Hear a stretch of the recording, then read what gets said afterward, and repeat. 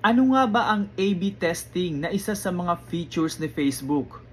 Ang A/B testing ay regarding sa ad campaign or ad strategy na kung saan ay itetest ni Meta or hahanapan ng kung alin ang mas magandang strategy na best na magpe-perform ng mga video ninyo at ipapadala ito sa magkakaibang audience or grupo. At kung aling video ang best na mag-perform sa ads, ay ganun mo ito iseset sa susunod na upload mo. Ang A/B testing ay usually na ginagamit ng mga business owners at marketers sa ads nila sa Facebook. Ito po yung mga paid ads na nakikita natin. At payo ko lang guys na kung hindi nyo pa alam ang feature na ito, hindi kayo sigurado at hindi pa enough ang knowledge ninyo, ay huwag po muna gamitin.